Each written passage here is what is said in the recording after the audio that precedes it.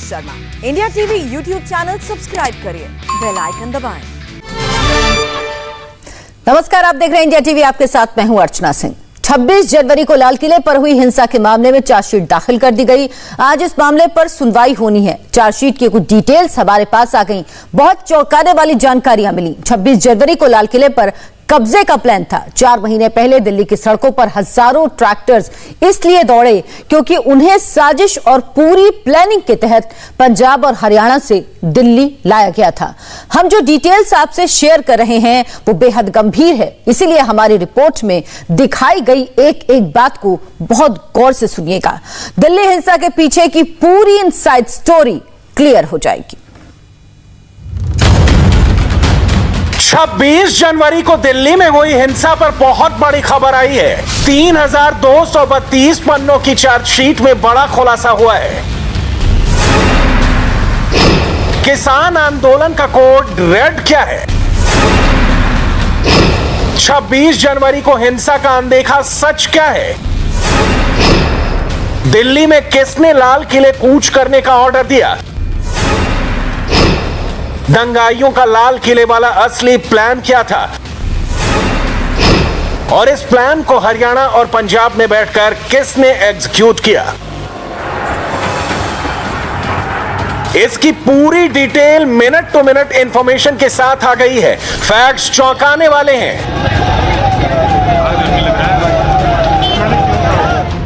लाल किले पर हुई हिंसा के 121 दिन बाद पता चला है कि रेड फोर्ट पर कब्जे की फुल प्रूफ प्लानिंग की गई थी। यह चौंकाने वाला खुलासा है कि लाल किले पर कब्जे की फिराक में थे दंगाई। सिंधु और टीकरी बॉर्डर नहीं, देश की आन बान और शान कहे जाने वाले लाल किले को हाईजैक करने की स्क्रिप्ट लिखी गई थी। इसके तार दिल्ली से लेकर पंजाब और हरियाणा तक जुड़े हुए थे। इसमें नए ट्रैक्टर वाला सॉलिड एंगल निकल कर आया है। सच सुनेंगे तो आप भी हिल जाएंगे। दिल्ली पुलिस ने 26 जनवरी के दिन लाल किले पर हुई हिंसा के मामले में चार्जशीट कोर्ट में दाखिल कर दी है। अब कोर्ट को इस चार्जशीट का संज्ञान लेना है।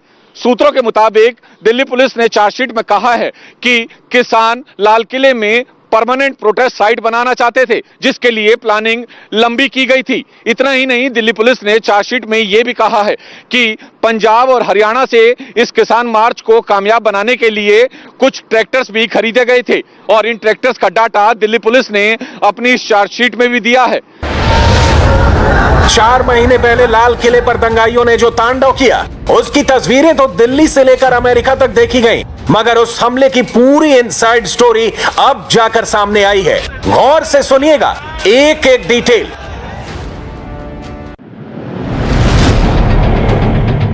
सूत्रों के मुताबिक 26 जनवरी को प्रदर्शनकारियों का मकसद सिर्फ लाल किले पर निशान साहिब और किसान संगठन का झंडा लगाना नहीं था, बल्कि वो लाल किले को कृषि कानूनों के खिलाफ प्रदर्शन का नया ठिकाना यानी प्रोटेस्ट साइट बनाना चाहते थे और वहां से आंदोलन को आगे बढ़ाने के फिराक में थे।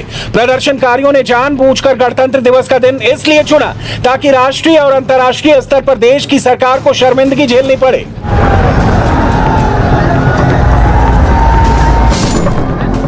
ये सब कुछ ऐसे ही नहीं हुआ। महीनों पहले बनाई गई साजिश को अंजाम देने के लिए पूरी प्लानिंग की गई थी और रेड फोर्ट पर हिंसा की साजिश का प्लान नवंबर-दिसंबर 2020 में ही बनाया जा चुका था। सूत्रों के मुताबिक हिंसा की साजिश कैसे और कहां रची गई, उस प्लान का पता लगाने के लिए पुलिस ने ट्रैक्टर एंड मैकेनाइजेशन एसोसिएशन से पंजाब और हरियाणा में हर महीने ट्रैक्टरों की बिक्री के आंकड़े मांगे थे और यहीं से चौंकाने वाला खुलासा हुआ। एसोसिएशन से मिले डेटा में पता चला है कि नवंबर 2019 के मुकाबले नवंबर 2020 में पंजाब में ट्रैक्टर्स की खरीद 43% से ज्यादा हो गई थी। इसी तरह जनवरी 2020 के मुकाबले जनवरी 2021 में ट्रैक्टर की बिक्री में 85% से ज्यादा का इजाफा हुआ था। गौर करने वाली बात यह है कि लाल किले की हिंसा 26 जनवरी को हुई, यानी पंजाब में ट्रैक्टर्स की खरीद का सीधा कनेक्शन दिल्ली हिंसा से था। इसी तरह हरियाणा में नवंबर 2020 में ट्रैक्टरों की खरीद 31% से ज्यादा और दिसंबर 2020 में 50% से ज्यादा हो गई थी, जबकि जनवरी 2021 में इसमें 48% का इजाफा हुआ था। इसी पैमाने पर नवंबर और दिसंबर 2019 में ट्रैक्टर्स की बिक्री उतनी नहीं हुई थी, क्योंकि उस वक्त कोई प्रोटेस्ट नहीं चल रहा था। इसे कुछ और आंकड़ों से समझते हैं। नवंबर 2019 में पंजाब में 1330 ट्रैक्टर खरीदे गए। नवंबर 2020 में यह आंकड़ा 1909 हो गया। दिसंबर 2019 में पंजाब में 790 ट्रैक्टर्स की बिक्री हुई। दिसंबर 2020 में नंबर्स 1535 पर पहुंच गए। जनवरी 2020 में पंजाब में 1534 ट्रैक्टर खरीदे गए। जनवरी 2021 में यह आंकड़ा 2840 हो गया। इसी तरह नवंबर 2019 में हरियाणा में 2408 ट्रैक्टर खरीदे गए। नवंबर 2020 में यह आंकड़ा 3174 हो गया। दिसंबर 2019 में हरियाणा में 1538 ट्रैक्टर्स की बिक्री हुई। दिसंबर 2020 में नंबर्स 2312 पर पहुंच गए। जनवरी 2020 में हरियाणा में 2635 ट्रैक्टर खरीदे गए। जनवरी 2021 में आंकड़ा 3900 हो गया। सवाल यह है कि नवंबर 2020, दिसंबर 2020 और जनवरी 2021 में अचानक इतनी बड़ी संख्या में ट्रैक्टर्स की बिक्री क्यों हुई? अब इसका जवाब सुनिए। 3 महीने में जो नए ट्रैक्टर्स खरीदे गए वो वेल ऑर्केस्ट्रेटेड कॉन्स्पिरेसी का हिस्सा है। नए ट्रैक्टर्स के खरीदने का मेन ऑब्जेक्टिव सिर्फ एक था, मंशा सिर्फ एक थी, और वो ये था कि बड़ी से बड़ी संख्या में विरोध प्रदर्शन के लिए पंजाब और हरियाणा से ट्रैक्टर्स दिल्ली पहुंचाए जाएं। दिल्ली पुलिस ने अपनी चार्जशीट में यह भी कहा है कि दंगे तो प्री प्लान थे ही, लेकिन इन दंगों को और किसान मार्च को कामयाब बनाने के लिए ट्रैक्टरों को मानो खरीदने की होड़ लग गई हो। दिल्ली पुलिस के पास एक डाटा आया जिसका जिक्र दिल्ली पुलिस ने अपनी चार्जशीट में भी किया। इस डाटा के मुताबिक साल 2020 में पंजाब और हरियाणा में ट्रैक्टरों की बिक्री में 80% तक उछाल आया, जो कि बेहद चौंकाने वाला था। मानो किसान मार्च को कामयाब बनाने के लिए नए ट्रैक्टरों को खरीदने की होड़ लग गई हो। हिंसा की साजिश को अंजाम देने के लिए पैसे का भी इस्तेमाल हुआ। सूत्रों के मुताबिक हिंसा के एक आरोपी इकबाल सिंह से पूछताछ में यह खुलासा हुआ है कि सिख फॉर जस्टिस ग्रुप ने उसे लाल किले पर निशान साहिब का झंडा लगाने पर कैश देने का वादा किया था। इकबाल सिंह 19 जनवरी को किसी मीटिंग के लिए पंजाब के तरन तारण भी गया था। गौर करने वाली बात यह है कि लाल किले पर निशान साहिब का झंडा फहराने वाले ज्यादातर आरोपी भी तरन तारण के ही हैं। सूत्रों के मुताबिक लाल किले की हिंसा में दीप सिद्धू का रोल सबसे अहम था। उसने भीड़ को लगातार उकसाने और भड़काने का काम किया। सूत्रों के मुताबिक दीप सिद्धू को पहले से पता था कि 26 जनवरी की ट्रैक्टर रैली में उसे पुलिस के दिए रूट पर ना जाकर भीड़ कोई और रूट पकड़ेगी और लाल किला कूच करेगी। इसके अलावा कई किसान नेताओं के ऐसे वीडियोस भी अवेलेबल हैं जिसमें वो भीड़ को ये कहते हुए दिख रहे हैं कि अपने ट्रैक्टर को मॉडिफाई करो और उसमें हैवी मेटल एसेसरीज इंस्टॉल करो ताकि पुलिस की बैरिकेडिंग को आसानी से तोड़ा जा सके। और ये सारे वीडियोस 6 जनवरी से पहले रिकॉर्ड किए गए थे, यानी 26 जनवरी से 20 दिन पहले। दिल्ली पुलिस ने 26 जनवरी के दिन लाल किले पर हुई हिंसा मामले में चार्जशीट कोर्ट में दायर कर दी है। यह चार्जशीट 3000 से ज्यादा पन्नों की है। पुलिस सूत्रों की माने तो चार्जशीट में यह कहा गया है कि 26 जनवरी के दिन जो कुछ भी लाल किले पर हुआ वो पूरी तरीके से प्री प्लान था। सोची समझी साजिश के तहत दंगाई लाल किले पर पहुंचे थे। लाल किले को हाईजैक करने वाला प्लान एक्सपोज हो चुका है। कई लोग गिरफ्त में हैं। एक एक नाम की पहचान हो गई है। शिकंजा कसा जा चुका है।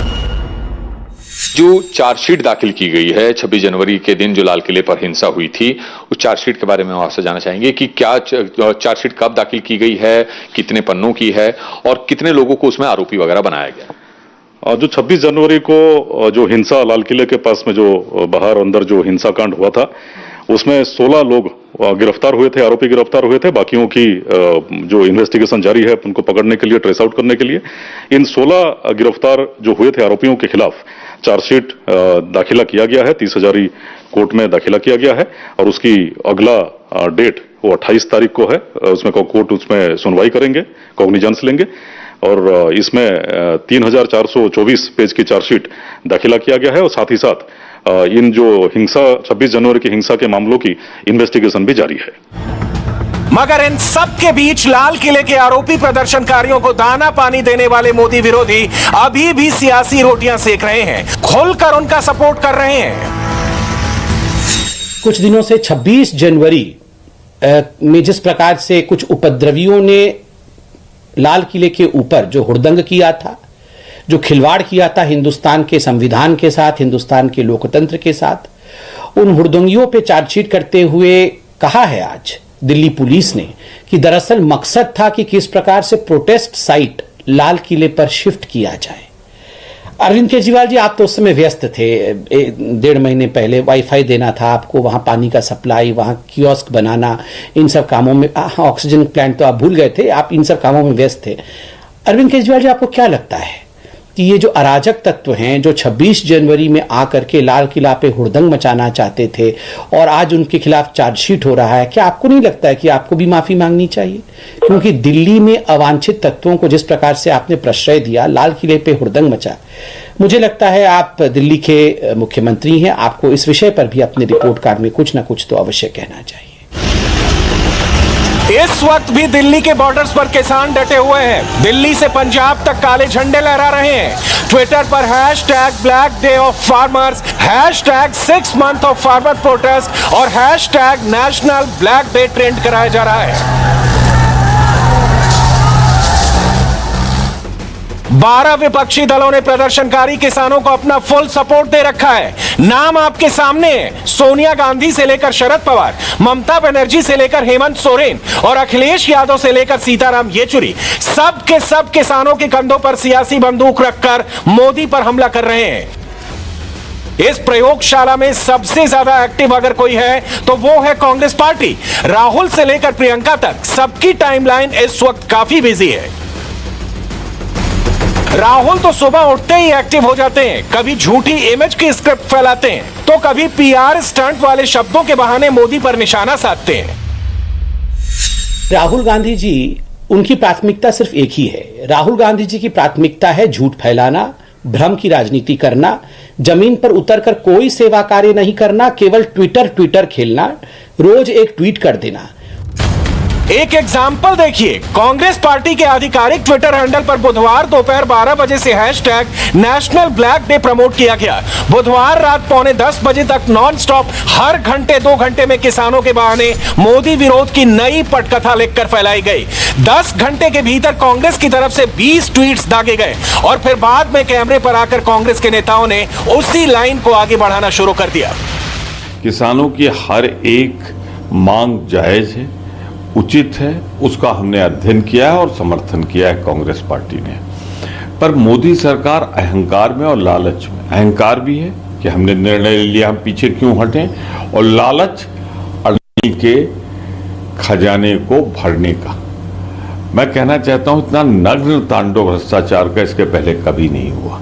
एक तरफ करोड़ों किसान हैं और दूसरी तरफ अडानी जैसे लोग हैं और सरकार का पल्ला झुका हुआ है अडानी की तरफ। किसान 6 महीने से धरने, प्रदर्शन, आंदोलन कर रहा है। लगता है कि प्रधानमंत्री की जिद है कि वो न किसानों की समस्याओं का समाधान करेंगे, न किसानों से बात करेंगे। उनकी स्ट्रेटेजी है कि ये कब तक सड़कों पर बैठेंगे, कब तक सिया दिन मनाएंगे। वो बेपरवाह हैं और लापरवाह हैं। उन्हें ना किसानों की परवाह है, न देश की जनता की परवाह। उन्होंने पहली बार प्रधानमंत्री बन के लाल किले से कहा था, इस देश को न राजनीतिज्ञों ने बनाया है, न सरकारों ने बनाया है, इस देश को किसानों ने बनाया है।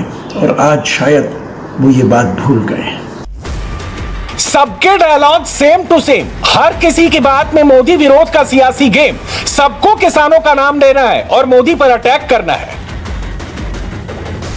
यह शुद्ध रूप से एक पॉलिटिकल गेम देखता है, क्योंकि कांग्रेस पार्टी सहित 12 विपक्षी दल किसानों के प्रदर्शन के समर्थन में चिट्ठी लिखते हैं, मगर दूसरी तरफ पंजाब के सीएम कैप्टन अमरिंदर सिंह किसानों से अपील करते हैं कि धरना स्थगित कर दो, नहीं तो कोरोना बढ़ जाएगा। मगर ऐसा लगता है कि दिल्ली से लेकर पंजाब तक प्रदर्शनकारियों को इससे कोई फर्क नहीं पड़ता। और जब किसान नेताओं से इसी से जुड़ा सवाल पूछा जाता है तो जवाब कुछ यूं आता है, नहीं तो काला झंडा लगाना क्या कोई गुनाह है?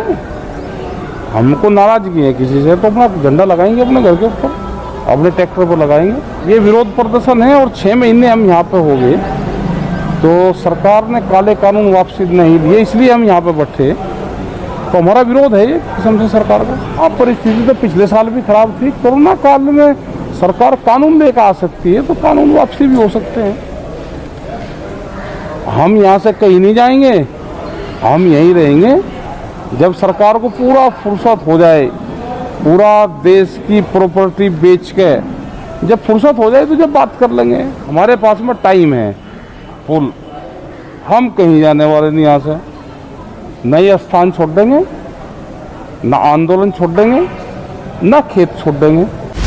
मोदी विरोधी हर बात के लिए प्रधानमंत्री को कोसते हैं, वैक्सीन पर सवाल पूछते हैं, हेल्थ इंफ्रास्ट्रक्चर पर मोदी को घेरते हैं, सोनिया गांधी से लेकर राहुल गांधी तक सब मौके की तलाश में रहते हैं। मगर रिपोर्ट्स के मुताबिक ऐसी खबरें आने लगी हैं कि किसानों का प्रोटेस्ट साइट भी कोरोना का सुपर स्प्रेडर बन चुका है। एक रिपोर्ट के मुताबिक पंजाब के उन जिलों में कोरोना के केस ज्यादा बढ़े जहां से बड़ी संख्या में प्रदर्शनकारियों को दिल्ली बॉर्डर पर भेजा गया, और जब वो वापस लौटे तो कोरोना लेकर अपने जिलों में पहुंचे। ऐसे में मोदी विरोधियों से सवाल तो पूछे जाएंगे कि अगर खुदा न खास्ता तीसरी लहर आई, पंजाब में नया कोरोना विस्फोट हुआ, तो फिर प्रदर्शनकारियों और उनका समर्थन करने वाले 12 विरोधी दलों को क्यों न जिम्मेदार माना जाए। हाय, आई एम सुरभि शर्मा। खबरों से अपडेट रहने के लिए India TV YouTube channel subscribe करिए, साथ में बेल आइकन जरूर दबाएं। जुड़े रहें इंडिया टीवी के साथ।